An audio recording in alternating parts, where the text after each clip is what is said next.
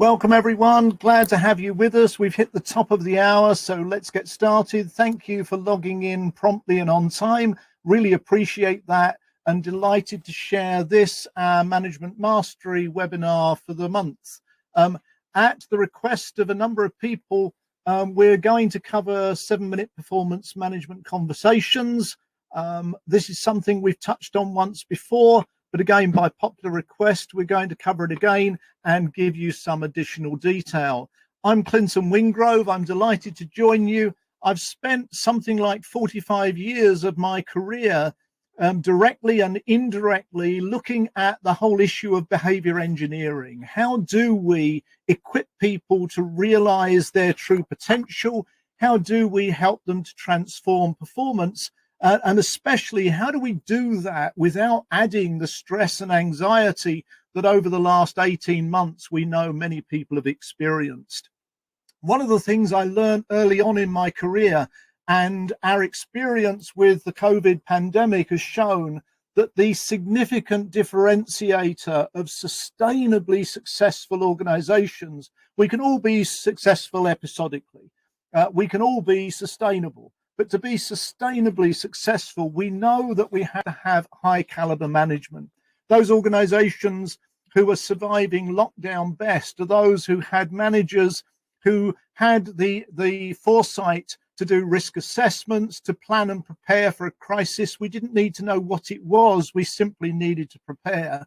And those organizations that are going to come out of lockdown successfully are those with managers who've got the skills to work with their staff, many of whom will actually remain working remotely, to work with them effectively. And what we know is that there's a number of things we need to think about. First of all, we need to understand performance management. And despite knowing for decades that what we used to do in the 50s and 60s didn't work well then, doesn't work now, and never will work, we frequently put in place processes that reflect that old thinking. So we need to look at that. We need to understand how we unlock motivation. There's a lot of talk about how you motivate people. We can't motivate each other, but what we can do is unlock that inner motivation. Rhetorical questions. Think back to when you took your job and how excited you were. Are you still as excited about it today as you were then? Well, think about that in relation to your staff. And then the importance of conversations. Lots of people are talking about how with Zoom and Teams and Blue Jeans and all these platforms, we're having lots and lots more conversations.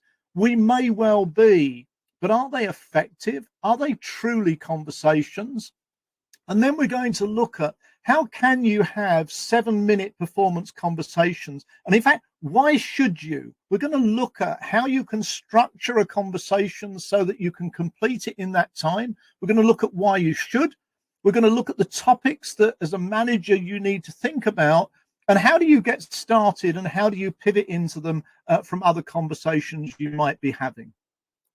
So let's very quickly, and if anyone's interested in this, we've got a 7-minute performance conversation video program that goes into this in great depth. But a quick insight, quick reminder for those of you who may have seen it before. What we know is that any performance management process or system that a company implements has got 7 components, whether we design them or not. The first is setting direction. How do you as an organization tell people where you're going, why you want to get there, and what it's going to look like? Because if people, especially those people working remotely, don't understand those longer term issues, they'll never understand the decisions we make, and they'll never be able to make decisions without our input that help the organization to move forward. So how do you communicate to people the direction? And of course, if we don't do that well, people fill in the gaps, they make it up themselves, which is why we frequently have people working incredibly hard, working long hours, but not seeming to add real value. The next thing is people need to understand their roles. And have we as managers, or have we equipped our managers, if we're HR professionals, have we equipped the managers to make sure individuals really understand what their role is, particularly working in a in a remote work from home or work remotely environment. And I'm finding increasingly individuals are saying, I'm really not too sure what's expected of me. Well, that's something about clarifying the role. What are they expected to do? What do they do when they face difficulties? Because it may be that prior processes no longer work. And then it's about planning and aligning performance. And everybody says, oh, yes, we set smart objectives. Yeah. The vast majority of people I've interviewed over 40 odd years who've had smart objectives can't recall them unless they actually find the piece of paper or log into the system where they were recorded.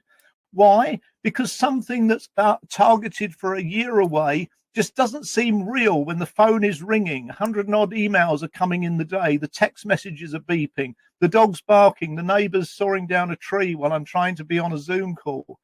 So what we need to do is make sure that we help individuals plan and align performance in a time period and in a context that matches their working environment. Yes, we need those longer term goals. Yes, we need smart objectives. But individuals, and as a manager, we need to understand individuals. Individuals each have different timelines, different requirements for the levels of specificity and detail. And then monitoring and measuring. It's all very well us as managers monitoring and measuring, and one of the most rapidly increasing volume in sales is software for companies to monitor remotely what their staff are doing. Do we really want to get to that level of Big Brother, monitoring key clicks and links that they're going to, etc.? As a manager, we need to have a relationship with our staff, and we need to have interactions which are engaging and on a personal level. And we want them to understand how well their performance is going. We want our employees to be monitoring and measuring. Yes, we have a responsibility to know, but it's far better if that comes from them. And then we put all of our effort in many organizations into planning and appraisal, the episodic processes that happen once a year, which most of us hate. People, when interviewed, say that they dislike it. Most managers dislike it. Most employees dislike it. So what we need to look at is, how as managers do we enable and enhance performance? And there's increasing evidence now to show that many of the things that we thought worked don't work. Long-term objectives don't work for approximately 90% of the working population. We know that a lot of performance-related pay schemes, and I'll come back to that in just a moment, don't actually increase performance. There's lots of research out on that, and there's actually an incredibly entertaining video by Dan Pink on motivation, which covers that out on TED.com. So we need to equip our managers, and if we are managers, we need to understand, how do we, through our day-to-day activity, not through 2 or 3 episodic processes, how do we enable and enhance performance? And I'll comment later again about the topic of feedback. And then we need to understand that there are 2 processes which we often conflate, and that's assessing and evaluating performance. And again, appraisals are one of the appraisal processes are one of the processes that most people have a serious dislike for. Why? Because we often confuse 2 things. Assessment is about objective analysis of whether something was done or not. The problem is we live in a very complex world. Managing people simply isn't simple. And we have to take into account context. We have to take into account changing demands and circumstances. And that's what evaluation is. And often we oversimplify this by combining the 2. And then people get very frustrated by things like calibration meetings, etc. But the reality is, whether we like it or not, those 2 things exist, and they are different. People know whether they've achieved what they were aimed to achieve or not. But people also know whether there were contextual issues that made that easier or more difficult. And when we attempt to oversimplify it into some form of appraisal rating, not surprisingly, people distrust the process. And then rewarding and recognizing. Organizations have to have methodologies for determining what to pay people, whether to give them promotions or not. They have to have recognition schemes. But to believe that that is actually going to significantly influence performance is somewhat naive. Think back yourself. You know, the day you got a bonus, you were incredibly excited. The day after, you wondered why it wasn't bigger, and a week later, you've spent it. These things do not have sustainable impact. And many people will probably be familiar with some of the long-standing work by people like Frederick Hertzberg, the hygiene and satisfier concept, where reward mechanisms often have a negative effect if they are poor or insufficient, but they very rarely have a positive impact on performance. And that comes down to management. So one of the things, if you want to understand that more, as I say, we do have a video product available, a set of video programs that goes into this in a lot more detail. But within your organization, whether you have a performance planning or an appraisal process or not, these 7 things exist. What you have to understand is your role as a manager, or help your managers to understand what they are doing to ensure that they are effective, that they work well, or what are they doing that might be hindering it. Because every one of these elements will have a significant effect on the ultimate performance of staff. So let's go back to this issue of motivation. And clearly, every one of those steps has a potential impact on motivation. And what we know at the moment is there's quite a few things that are holding motivation back. They're anchoring motivation. What we know is a lot of people, particularly those working remotely, have become more unclear about the expectations of them. And if we believe it's just a COVID problem, it isn't. If we believe it's just a work from home problem, it isn't. What we know is approximately 60% of people who leave a company, leave a job, cite as one of the issues that they were unclear about what was expected of them, or they were unclear how their performance against those expectations was seen. So this is something that's always existed. What COVID has done has amplified that. What we know as well is there's a lot of increased anxiety and fear at the moment, and that's pervasive right across all levels. I'm working with a lot of executives, and many of them are demonstrating similar anxiety to the people who work for them. Why? We're unsure what's going to happen. We may have survived the lockdown, but will we survive the exit? Many organizations have burnt through their liquid assets and won't have the cash available to invest to come out of it. And we need to be aware that that happens. And of course, if our staff are remote, it's responsibility of ours to take steps to find out about those anxieties and concerns. And then loss of identity. I mentioned on our last Management Mastery webinar that many people now are feeling the effect of this virtual working in a different way. I worked with a senior executive in the City of London who said, I used to feel important in this company, but now I feel like a blob on the virtual wallpaper. And what we need to understand is that many people are feeling that disconnect. Some are absolutely reveling and loving it, you know, generally speaking, those of a more introvert nature, perhaps. But many are also feeling this loss of identity, and also weaker relationships. We know now that working virtually does not build the level of relationships that we get when we're in the office. And of course, that's why many people crave to get back to work, as the phrase, although I believe we're all at work now. But we know that using video cameras is great, but you don't develop that emotional connection. That empathy doesn't transmit well. We're not seeing all of the body language. We're not picking up all of the intonation because the compression of the audio and video signals. And then people are experiencing mental fatigue. It's not just the strain on the eyes, but if we're working remotely, frequently people are actually sitting down longer. They're using that commute time, they're sitting down, and there's a level of mental fatigue that builds up. And all of those things have a negative or at least restraining effect on motivation. So as managers, what are we going to do then to influence performance? Our job is to increase it. We're looking to unlock that motivation.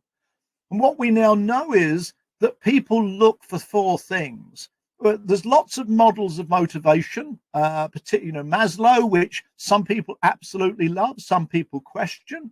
But if we take a step back from all of the models of motivation, what we can see is there are a common theme, and that is people who work for us want us to demonstrate that we care. And I see that comprising 4 elements. One is they want clarity. You're thinking back to that performance management model. They want clarity around where is the organization going? Excuse me, what's its strategy? What are the values it's really going to apply? They want clarity around their role. They want clarity around what authority have I got? What responsibilities have I got? What are the boundaries outside of which I can't go? They want clarity around what do you expect of me today, tomorrow, this week, next month, etc. And that will vary from individual to individual. And then they want an assurance. Now, we can't assure people that their jobs are safe. We can't assure people that the company is going to be amazingly successful.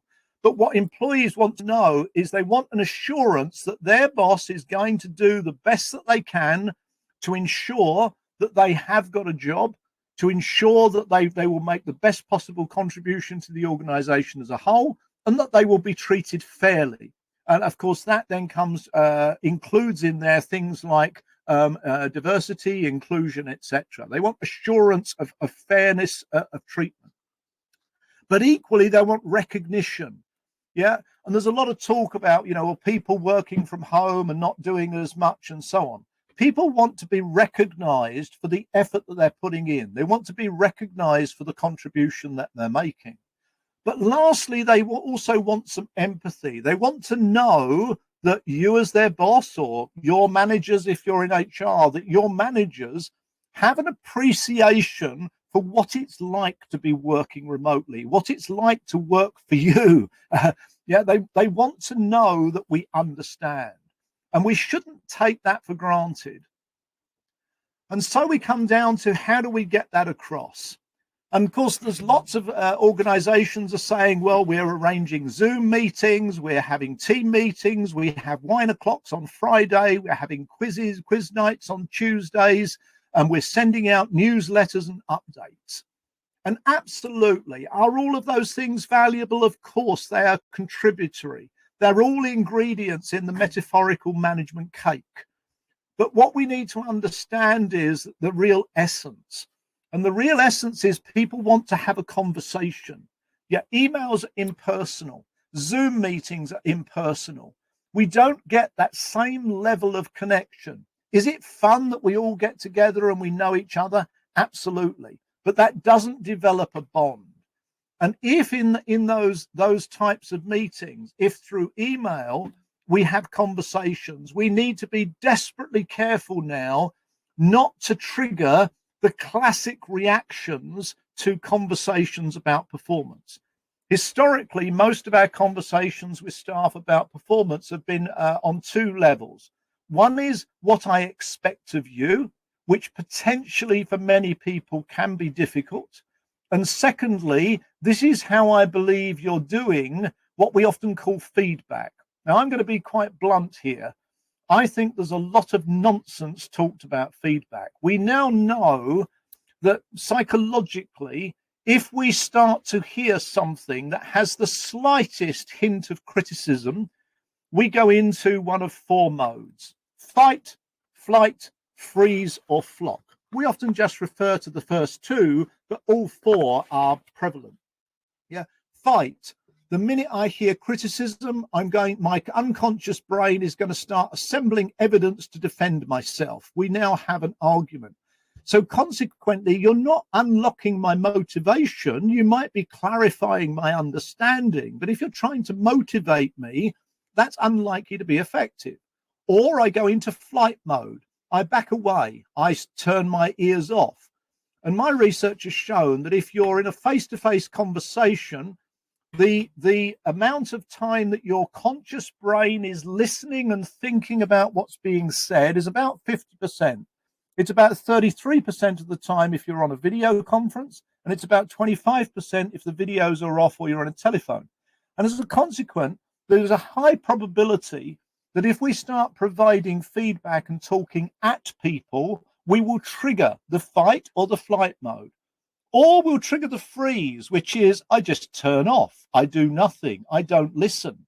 Yeah, and you see this frequently on Zoom meetings where people go off webcam and you know what they're doing.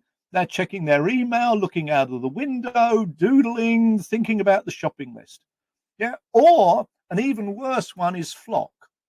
And that is where we say something that triggers someone to feel as though they might be attacked and that they suspect there's other people in a similar situation. So what we do is we come together and we moan and complain about the boss when the boss is not listening. So it's really important when we're thinking about the conversations that we have with people that we don't do things that trigger those. What we have to do is have conversations that address the boosters of motivation, the things that unlock motivation. So we need to provide clarity in a way that people will receive it. We need to provide assurance. We need to provide recognition, and we need to demonstrate empathy. And that means that we've got to be careful.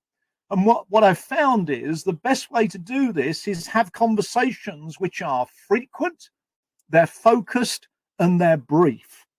We now know, as I said, that if you have a conversation with someone in a virtual world, they'll only be going to be paying attention between 25 and 33% of the time.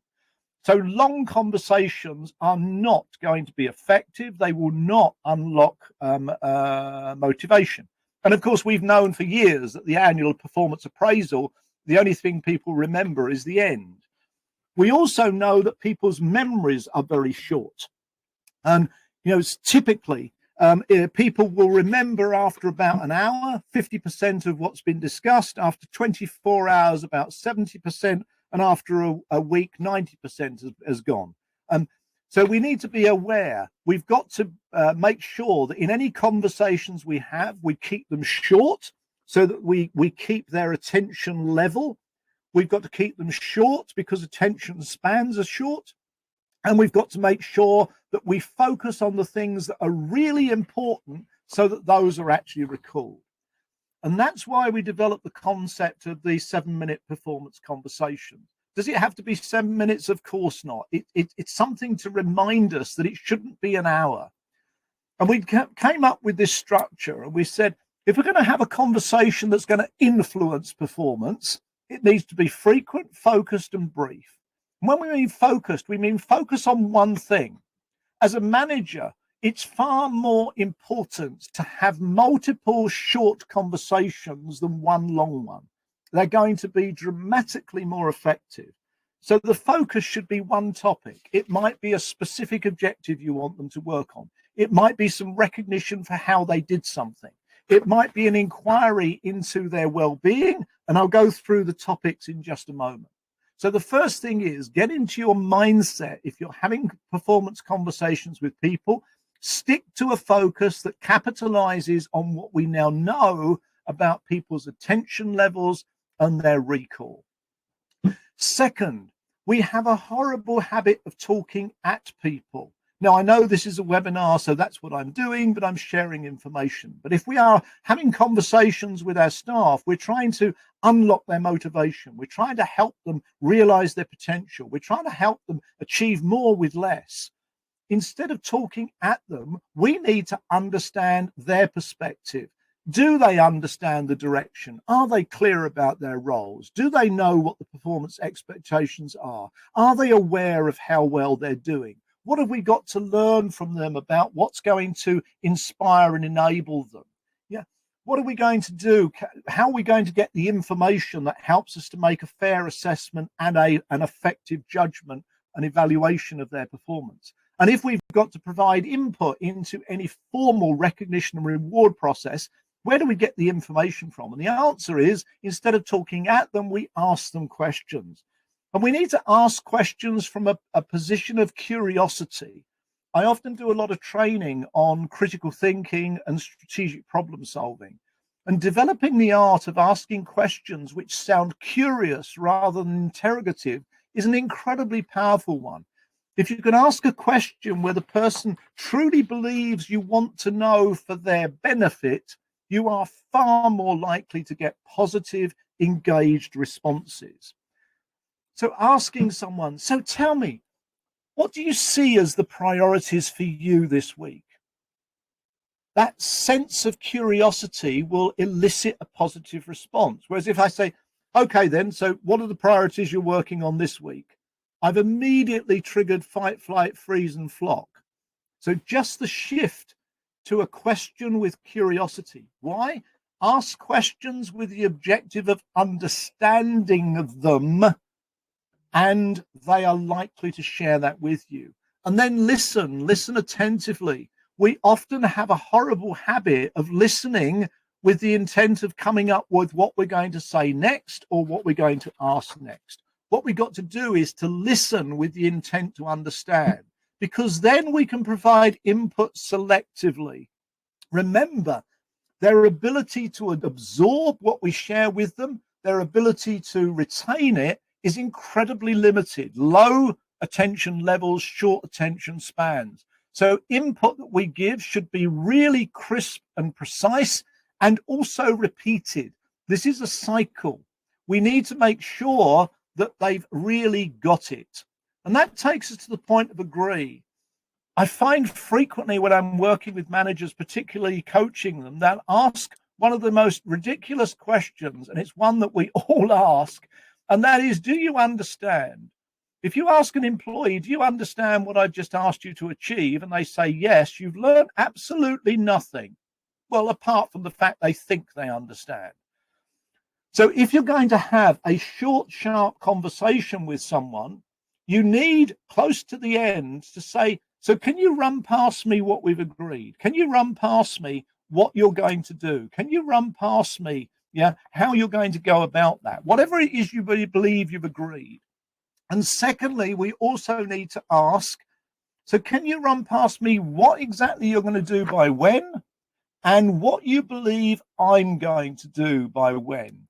And in some of the work that Dr. Marciano and I did on super teams for the book Super Teams by McGraw-Hill, we discovered that asking people to explicitly declare a commitment and also to explain what they expected of you was a significant driver to improve performance. So that's the structure. And there's some very simple things in there, but they have a dramatic effect on your ability to have a short, a brief, focused conversation, which you can then do frequently, each one with a positive outcome. So the question then is, so what should you talk about? And what we identified is 7 critical topics. These link in part to the components of performance management, but what we discovered is these are the things you should be thinking about. So if you're a manager, with each of your staff, which of these topics is your next priority? Do you know enough about their level of engagement and wellness, particularly if they're remote? Are you sure that they understand the priorities that you want them to be working on?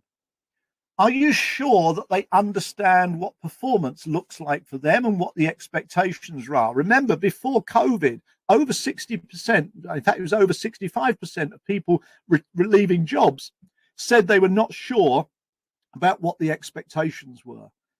Measures and evidence. Are you sharing with each other measures and evidence of performance, so both of you know whether you're on track? You know the old saying, if you don't know where you're going, any route will take you. That's true. But I like the other statement that says, if you don't know where you are, you're lost anyway. So thinking about, do people know where they are and what their next step is? And then recognition and positive reinforcement.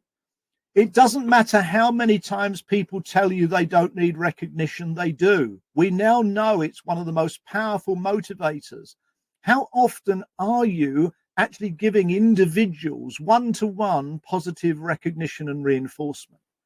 And then, of course, there is the issue of performance correction, and I'll come back to that in a moment. And then what might be blocking performance? So each of them, engagement and wellness, do you have an adequate set of indicators to tell you how engaged and how well each of your employees is? Looking for things like, are you seeing a change in their communication pattern? Are they contacting you more or less? What's the style? Are their emails becoming more terse and shorter? How quickly do they respond when you contact them? There's lots and lots of indicators that can indicate to you whether people's mental wellness, whether their physical wellness and their level of engagement is shifting. And if you don't know for certain how well each of your employees is feeling, then simply have a conversation focused explicitly on that.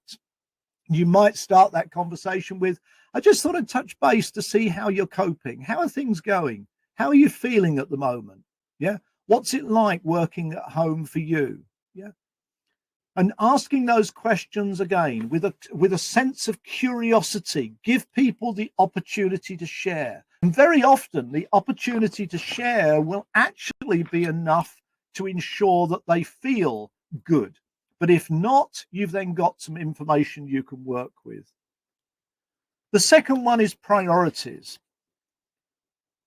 Frequently, we don't understand priorities and we're driven by urgency. And what you see on the screen at the moment is a chart based on the Eisenhower model. President Dwight Eisenhower, he was Supreme Commander of the Allied Forces in the Second World War. He was NATO Senior Commander and, of course, President of the United States. And what he realized was, if we're going to be both effective and efficient, we need to assess things based on two scales, urgency and importance. Of course, we need to get things out of the way if they're important and urgent. But frequently, a lot of things get into that pile which are urgent but not important. We need to help our staff understand what are the things that are distractions which they should try and get someone else to do or move off or delay, and focus on the things which are urgent and important. The problem is there's a second category which is important and not urgent. And if we don't work on those, they have a horrible habit of turning into urgent and important. So we need to make sure that our staff understand we don't want them working on things that are not important. Yeah, so asking people what's on their to-do list and saying to them, yeah, you can drop that, don't do that, forget about that, don't worry about that. The simple reality is most of us have long to-do lists with stuff on it that will never get done. As a manager, help your staff focus on what's the urgent priority today, but what are the things you want them working on so that they don't become urgent? What are the things that matter that you want them thinking about? So there would be a 7 MPC conversation. Yeah. So tell me, what do you see are the priorities at the moment? What's cropped up that you've got to get done today? Blah, blah, blah, blah, blah. Okay. So what's important, which if you don't start investing in time on it, is going to become urgent fairly soon? How are you going to cope with that? So having that conversation again with curiosity, understanding their perception, because it's their perception that will drive their actions, not what you tell them. The next one is performance expectations. What specifically is a performance expectation? And what we know is in most jobs, it's a combination of three things. What do you want them to produce? That's the output. How do you want them to produce it? That's the methodology, the competence, the process, etc. And what development do you want them to engage in, which actually will equip them, A, to do those urgent things, but also prepare them for the future. And of course, the what comes a little bit in front of the how and the growth. Typically, we focus more on output. But if we're managing people remotely, we can't manage what we need to influence is how people go about things. We want to ensure that people are working in the most efficient way possible. We want to ensure that people are refining and developing their skills so that they can do things quickly and accurately, so that they can take on more responsibilities. So in our conversations, yes, we need to be sure that they're clear about the outputs, but that shouldn't be difficult. But we must have focused conversations, focused, brief conversations of the structure that I just shared with you around how are you going to do that. So Clint, so how are you going to go about producing that report? Just talk me through the steps. Yeah. And as they talk through, what you're listening for is where are they really on point? Where are the opportunities for them to do something different that would be better? And then when they finish, you could say, would you like some ideas on how you might be able to do that a little quicker, or how you might be able to do that better? And wait for the positive response, because now you're not doing something that will trigger the fight, flight, freeze, flock. You're responding to a request and you're talking to them about what they could do better in the future. Feed forward, which you get a better response on. And also when we're clarifying performance expectations, one of the biggest arguments you get in performance appraisal discussions is, you asked me to sell 8,000 units and I sold 7,999 and you've told me my performance is unacceptable. If I'd have sold 8,001, you'd have said I exceeded expectations. And it's a silly example, but I'm getting across the point. We often clarify expectations with a single figure.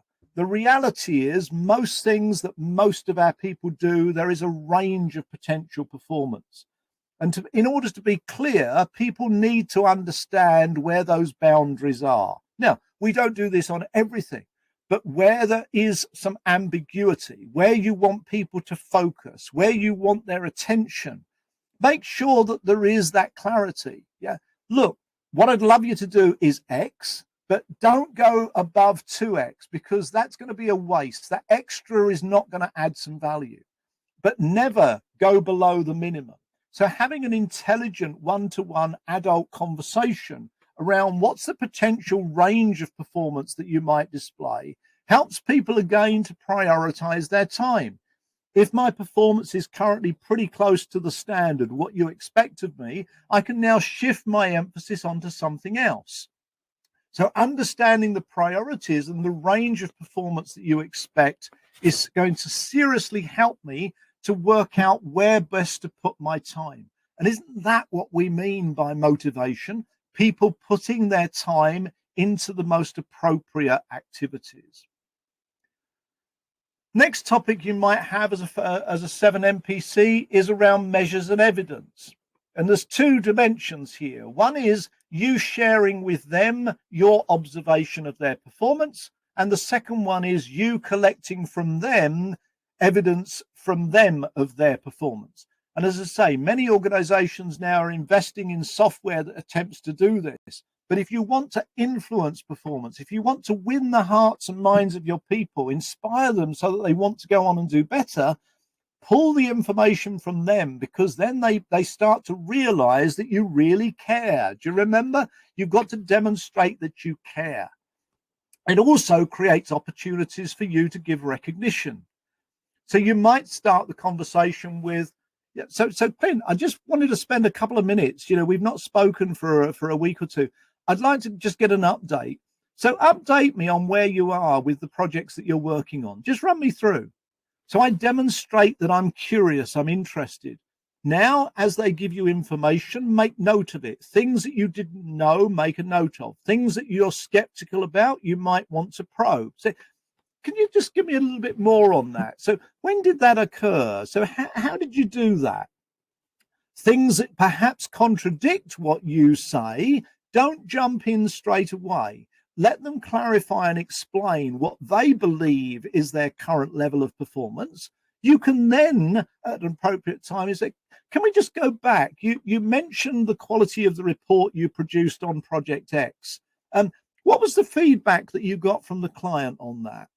And they say, well, I got reasonably good feedback. Okay, did they have any concerns?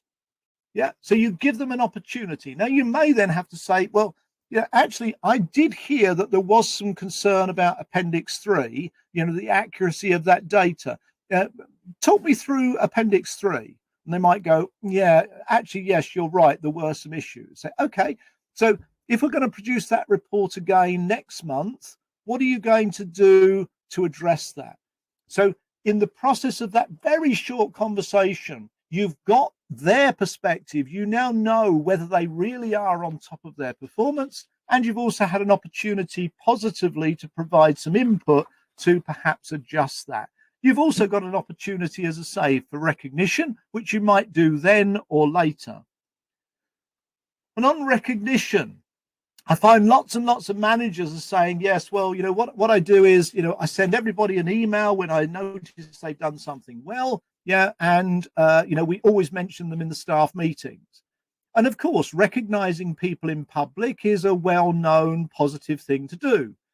I'm not so sure about the sending emails. If you've got staff who are receiving hundreds of emails a day, I'm not sure cluttering up the inbox with another one, which suggests that you had time to write an email, but you didn't have time to speak to them, is going to be that particularly effective.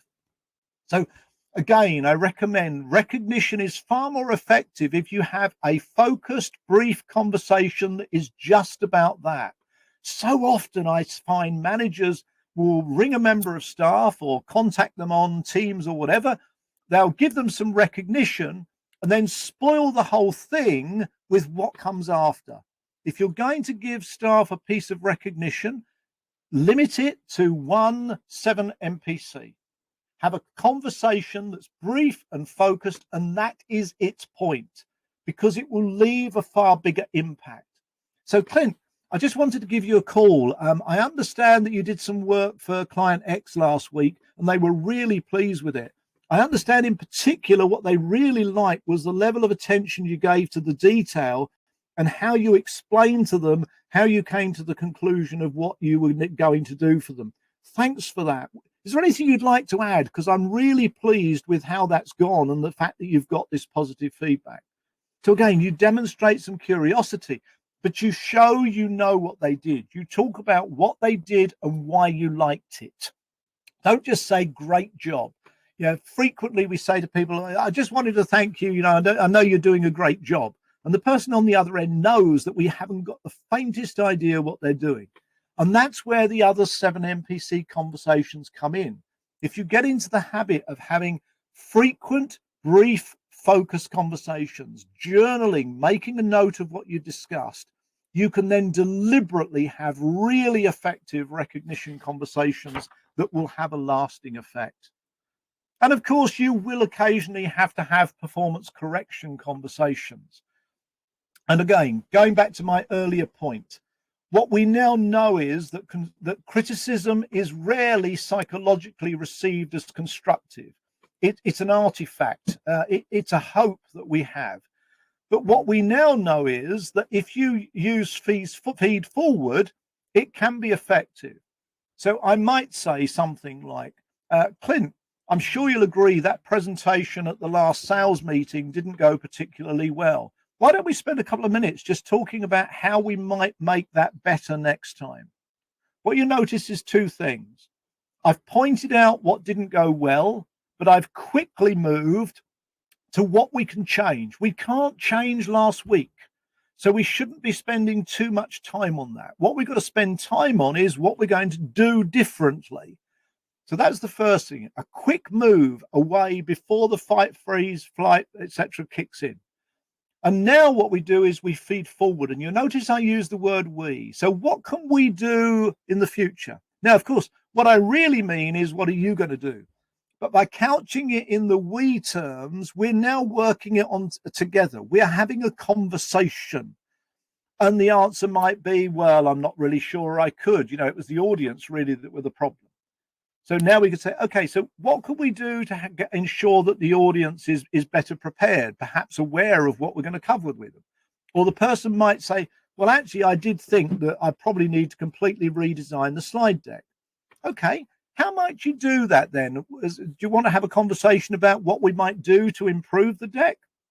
And each time, as you resonate, as you unlock their motivation, the conversation about we will turn to, I could do this, I could do that. And again, you close the conversation, checking their agreement. Okay, so run past me then what you're going to do ready for next week. Run past me, what are you going to do? When are you going to do it by? And, is there anything you're expecting from me? Remember, check the commitment. Is there anything you're expecting from me to help that happen? So performance corrections. And then lastly, performance blockers. What we now know is that many individuals are facing issues in working from home because of the nature of the interactions changing. So one of your 7 MPC topics should be, and we should probably be having at least one of these every month with every employee, dropping one in somewhere, where we ring them simply to ask what's getting in the way. So it might be, Clint, glad we could spend just 5 or 6 minutes. I wanted to just check in. Yeah, is there anything at the minute that's hindering you from, really getting a good job done? Anything hindering you from getting that project done? Anything hindering you from things? Anything you think I could do that would make your life easier? Now, sometimes you might get ideas you can't do anything about. Yes, it would be great if the company could actually build an extension on my house so that I've got an office separate from my partner's. And sometimes you'll get those, and fine. Have a humorous conversation if appropriate. Point out that that's outside the bounds of your authority or whatever. But very often what you'll get is very simple things, and people will say, well, yeah, there is one thing. Could you clarify why? Or, Clint, I wonder if you could reach out to Jack and tell him that I will be asking him for some information, so that he's prepared. And you'll find that very often, if you just focus a conversation on what's the grit in your shoe, and often these are not roadblocks, they're not brick walls. Often your staff have got little things which niggle and aggravate them. So by having a conversation focused exclusively on that, they're likely to raise them. If instead you're having these lengthy conversations about performance as a whole, these little gritty things don't crop up, but they erode confidence, they erode motivation. So again, a brief, focused conversation on a specific topic with the structure we described earlier, where you give them the permission, you ask questions, you elicit their input, their feelings, their thoughts, can dramatically improve their willingness and their motivation to get started. So going back quickly to the structure. So what I've tried to do is to show how that structure can work on each of those 7 topics.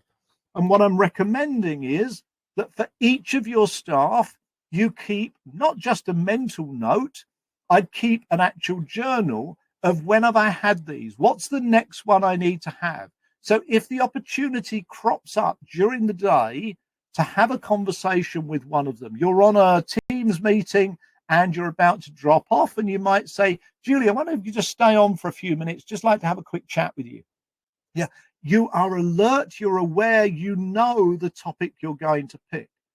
Sometimes you may even let them pick the topic, but if they do, again, limit the conversation so that you don't run into that memory loss, you don't run into that attention span issue.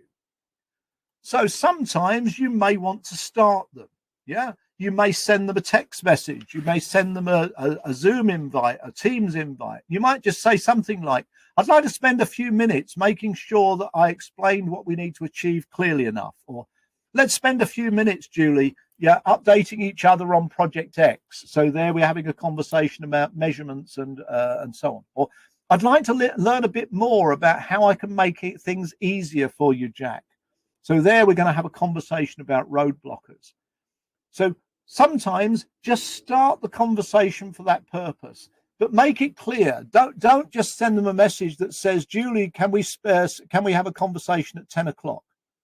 Yeah. Why? Because you've immediately triggered the fight, flight, freeze, flock syndrome. So explain what the purpose is. Give them the focus. Yeah. So if you're starting it that way, give them the purpose so that they know in advance. Or you may want to pivot. So you may have a conversation that's already going on. You've just come out of a meeting, you've been talking about a project, but now you want to give them recognition for something they did last week. So you may want to pivot the conversation from where it's going at the moment and switch across to another one. So you might say something, well, talking about Project X, I was wondering if I could actually pick up a few minutes with you on Project Y and how that's going. Or talking about Project X, you did a great presentation last week. Let's talk about the presentation you're going to be doing tomorrow, with Jack's group. Or talking about that, I'd like to know a bit more about that. Could we take that offline for a minute? Yeah. Or let's look at that a little bit more closely. Or I'm glad you said that, because it's reminded me there was something else I wanted to talk to you about. I wanted to talk to you about the really great job you did last week. So thinking about pivoting, so frequently when we're in a conversation with someone, we can pivot it. But what we want to do is pivot it clearly, pivot and make it absolutely clear what the new focus is, and then limit the time. What we don't want people thinking is, now I've got another half an hour with him or her. So that covers all that we wanted to cover today. Understand the importance of performance management. Make sure you understand all of those components. Make sure you understand each of your individual employees and how you motivate them. Make sure that you get yourself skilled in just using that very simple structure, and you can have really meaningful conversations in 7 minutes or less. We have got a video program that covers this comprehensively. We've got a special offer on at the moment. If anyone's interested, you can either email us at the email address, or you can book a call. All of you who have attended, we will be sending you a copy of this slide deck by email. So you will get the slide deck for you to refer to. We're also offering people who've attended today a free 3-hour virtual masterclass from our listed masterclass series. 7MPC is one of those. So those offers are available to any of you who would like it. So thank you everyone for attending today. It's great to see some of our old friends rejoin us. I've also seen we've got a number of people who've not been with us before, so welcome. We will be launching next month's webinar fairly soon. We will advise you of that when we send the slide deck out. So thank you, everyone. Please stay safe. Please stay well. Have a fabulous weekend. And I guarantee you, if you apply these skills with staff who work for you, influencing performance is really easy, and it can be really effective just 7 minutes at a time. Thanks, everyone. Bye-bye.